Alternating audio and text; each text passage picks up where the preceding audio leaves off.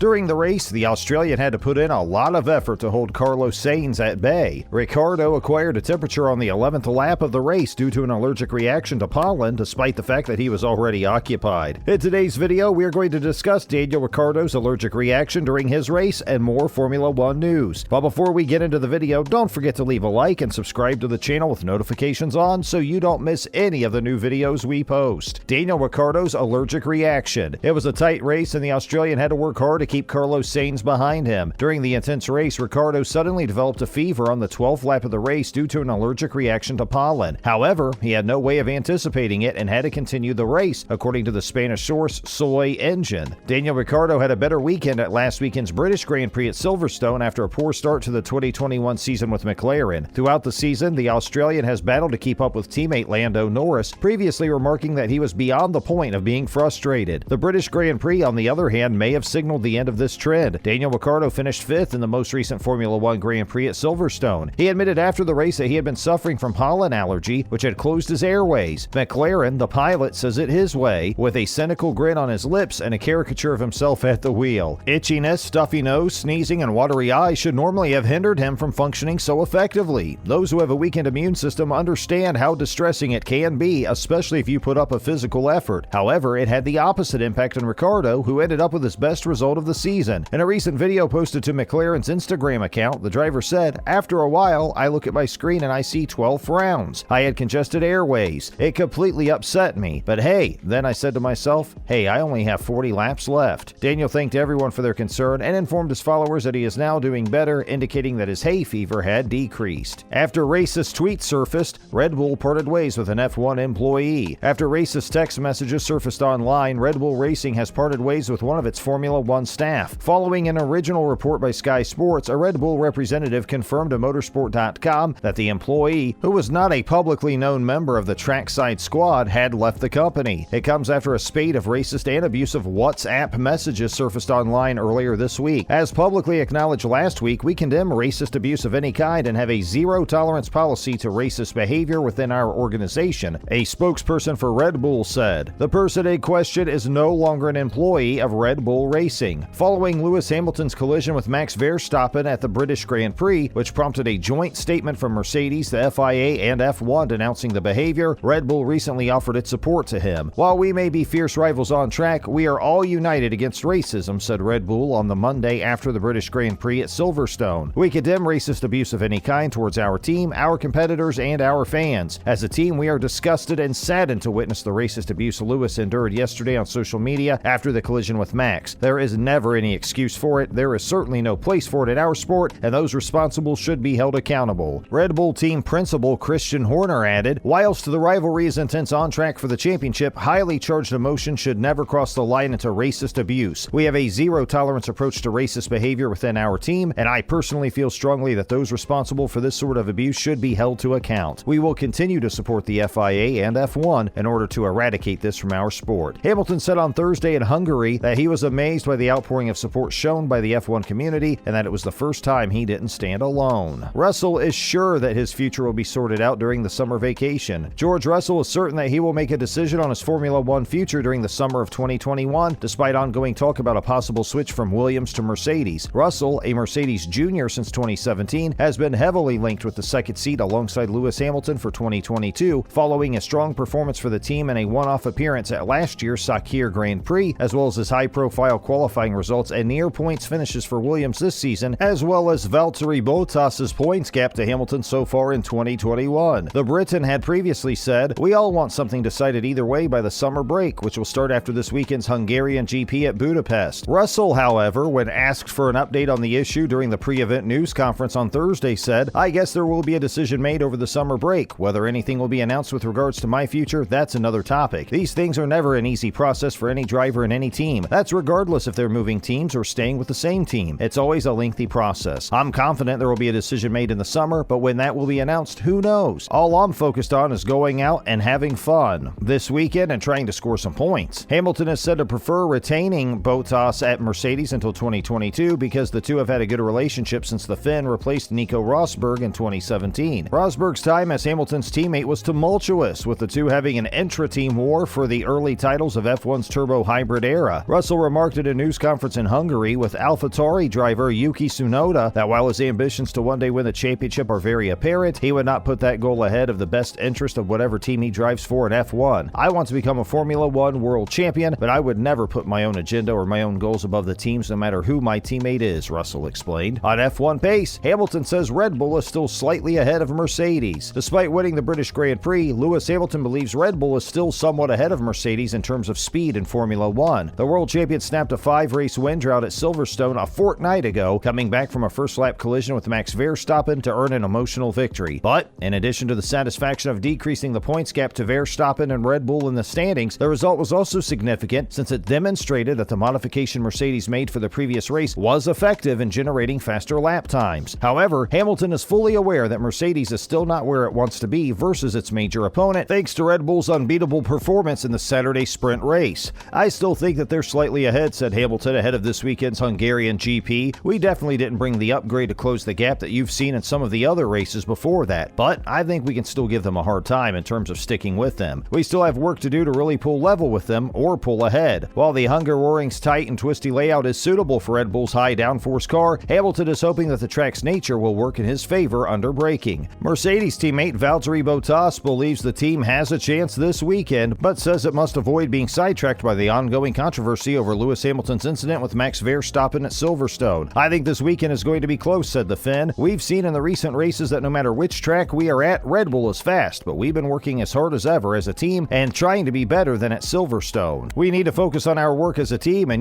maybe pay less attention to anything that's happening outside and try to do the job. Anything is possible. Netflix to release new documentary on Michael Schumacher. On September 15th, Netflix will show a new documentary about Michael Schumacher, which has the full endorsement of the 7-time Formula One world champion's family. Schumacher is a film in which his wife, Karina, his children, Gina and Mick, and his brother, Rolf, all contribute. The video is described by Schumacher's manager, Sabine Kame, as the family's gift to their loving husband and father. It also includes contributions from several F1 figures, including Jean Todt, Bernie Ecclestone, Luca Di Montezemolo, Flavio Briatore, Sebastian Vettel, Mika Hakkinen, Damon Hill, and David Coulthard, who all played a role in Schumacher's career or were direct competitors. Hans Bruno Kammertons, Vanessa Nacker, and Michael Weck directed the film, which was produced by B14 Film GmbH in Germany. Der Spieler, a 2017 documentary about tennis legend Boris Becker, was produced by the same crew. What a race we saw from Daniel Ricciardo, still coming out in the position he did after suffering a major allergic reaction while striving. This will definitely be a race to remember for his fans and also the driver himself. If you enjoyed today's video, don't forget to like and subscribe so you never miss out on any new and upcoming videos. Thanks for watching.